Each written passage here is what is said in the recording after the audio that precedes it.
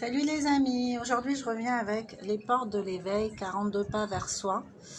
Moi je trouve ces questions très pertinentes, donc 42 questions pour se redécouvrir soi en fait. Faire la paix avec des choses un peu toxiques du passé ou du présent. Donc voilà, ou des pensées futures toxiques. Alors, il y a un petit livret avec, et je trouve qu'il est... J'aime bien parce qu'il ne fait pas des feuilles A4 et je trouve qu'il permet de creuser en fait le questionnement. Enfin, il invite vraiment à se poser des questions et à accueillir les bonnes réponses. Donc, on va tirer une carte.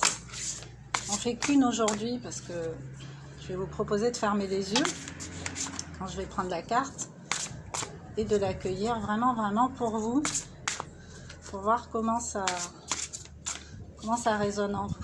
Allez, une carte pour la majorité des personnes qui regardent, une carte pour l'ensemble des personnes qui regardent. Allez, celle-ci. Peux-tu ne pas choisir? Alors moi je vous conseille de fermer les yeux et d'accueillir cette question. Peux-tu ne pas choisir? Peux-tu ne pas choisir? Qu'est-ce qui vous vient là tout de suite? Vous pouvez prendre de quoi écrire et noter en fait. Je ne vais pas vous influencer avec mon opinion, je vous la donnerai après. Faites déjà ce travail-là. Prenez de quoi écrire et regardez ce que vous avez envie de répondre à cette question. Peux-tu ne pas choisir? Donc on va essayer de rester concentré. Je vais vous lire la carte, en tout cas le petit livret qui va avec. Peux-tu ne pas choisir?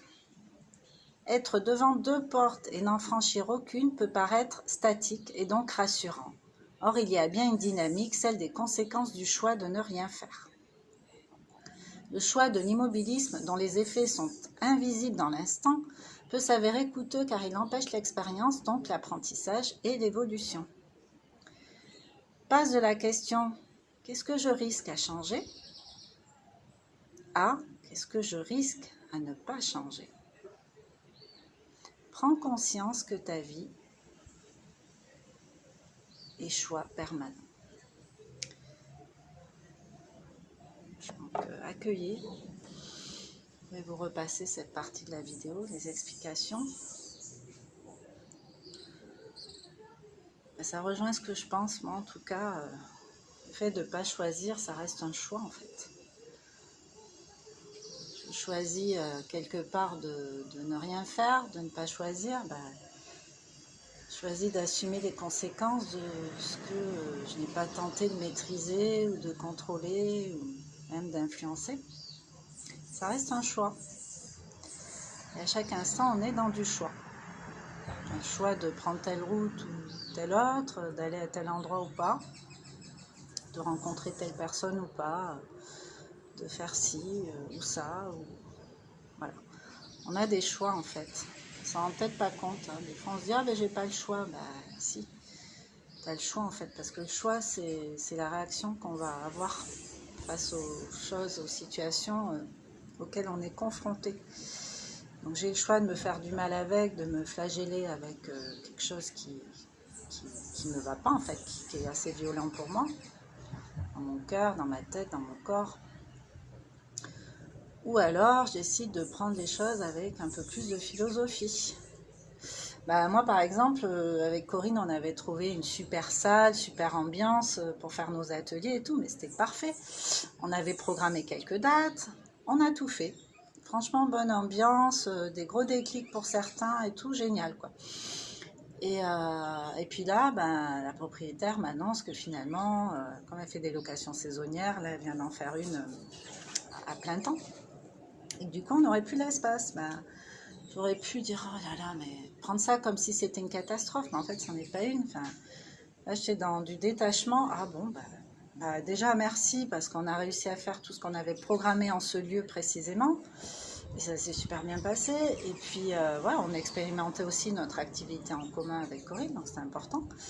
Et puis puis il y avait de belles ondes, et voilà, merci pour cette période, merci pour cet essai concluant. Et c'est pas parce que ici c'est magnifique et qu'il y a une belle vibration qu'il n'y en a pas ailleurs en fait. Donc moi je me suis dit, bon, si ça se passe comme ça, c'est que il y a sûrement quelque chose qui nous convient encore mieux, qui nous attend. Mais pas raté, 3 jours après, il y avait cette opportunité-là. Voilà, c'était vraiment, enfin là, voilà, c'est trouvé un super truc face à la mer et tout, c'est juste génial. Et ce que je veux dire par là, c'est que moi j'ai fait le choix de pas m'alourdir avec ça, quoi. Je veux dire, c'est comme ça, de toute façon. Je n'ai pas changé grand-chose. J'aurais pu essayer, hein. Il y en a qui seraient peut-être tentés de négocier ou de demander, mais de façon un peu lourde.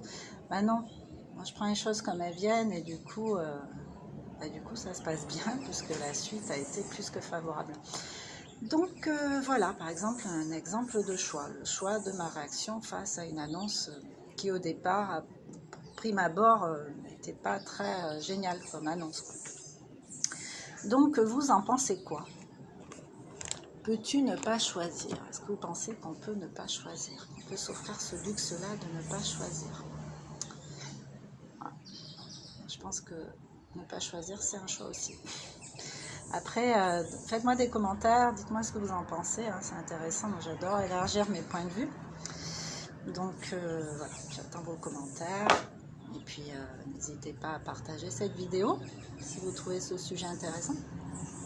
Même pour en débattre avec des amis à vous ou des proches, hein. Ça peut être sympa aussi. Voilà. Bon, ben, je vous laisse, je vous souhaite une bien belle journée. Je reviendrai un autre jour avec ce jeu parce que je le trouve quand même assez percutant et pertinent. Bisous, ciao.